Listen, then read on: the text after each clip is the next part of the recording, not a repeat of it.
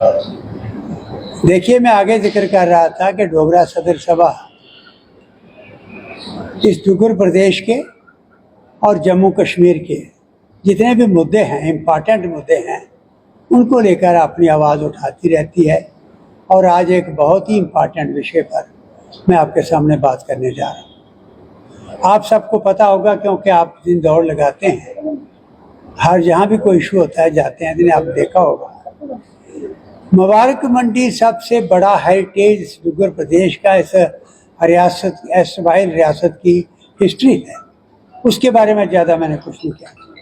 2005 में जब मैं भी कैबिनेट में अंदर गया तो वहाँ पर इस पर बड़ी बहस हुई और इसको स्टेट प्रोटेक्टेड मॉन्यूमेंट डिक्लेयर किया, first time in the history of J&K। और मॉन्यूमेंट डिक्लेयर करने के बाद यहाँ एक मुबारक मंडी हेरिटेज सोसाइटी, जिसके चेयरमैन जो हैं वो उस वक़्त के चीफ मिनिस्टर होंगे, जब भी आएंगे चीफ मिनिस्टर होंगे, अगर चीफ मिनिस्टर नहीं होंगे तो गवर्नर होंगे, और वाइस चेयरमैन मुझे चुना गया। और एक गवर्निंग बॉडी बनाई गई जिसमें बहुत माने हुए इतिहासकार, माने हुए एजुकेशनिस्ट, माने हुए टेक्नोक्रेट्स वो उसमें लिए गए और वो सोसाइटी बनी और उसको ये काम सौंपा। हमने पूरी तरह से मेहनत से पूरे जम्मू को, पूरे लोगों को, सियासतदानों को इन्वॉल्व करके उसकी रेस्टोरेशन का काम शुरू कराया, आप सब जानते हैं। लेकिन क्या हुआ बाद में, क्या साजिश हुई, वो सारा का सारा काम धरा का धरा। अब इन बारिशों में मुझे एक इंफॉर्मेशन मिली कि गोल घर जो इस पूरे हेरिटेज का नहीं, एस्ट्राइल जम्मू कश्मीर रियासत का एक सिंबल था, उसके 2 बड़े पिलर गिर गए, झरोखे गिर गए, जिनको देखकर बाहर के लोग जब यहाँ आर्टिस्ट आते थे तो वाह वाह करते थे कि कैसा हेरिटेज है। वो गिर गया और आज वो बिल्कुल ज़मीन दोष हो चुका है। और इतनी बड़ी बिल्डिंग गिर जाना, मैं कहता हूँ हाहाकार मच जाता। कहीं और जगह होती, आज कहीं कश्मीर में होता, लद्दाख में होता, तो पता नहीं कितने मार्च हुआ हो रहे थे। यहाँ का कोई सियासतदान नहीं बोला, कोई प्रोमिनेंट सिटीजन नहीं बोला।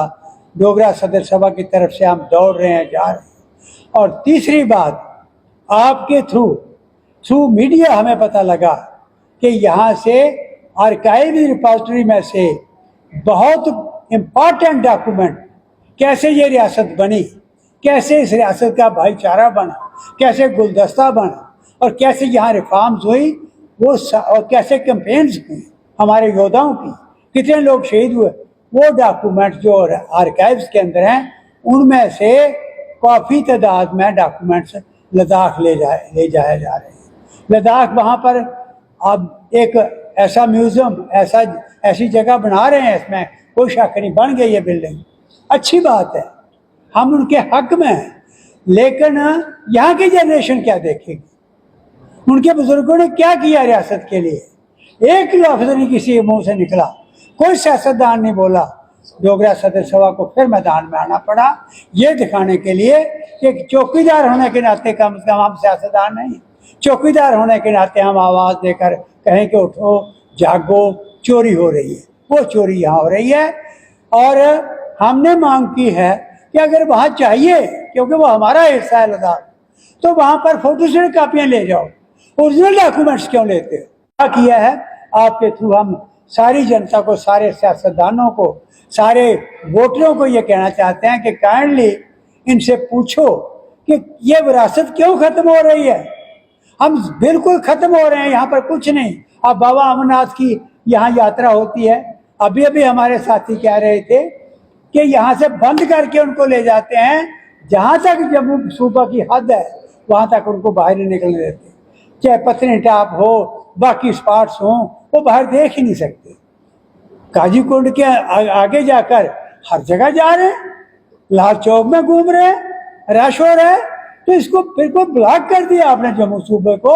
ये एक बहुत बड़ी, एक इतनी ज़बरदस्त गलती हो रही है, तारीख इसको भुला नहीं सकेगी। आने वाली जनरेशन हमें कोसेंगी, हमारे गले पकड़ेंगी कि आप क्या कर रहे थे अपने टाइम में।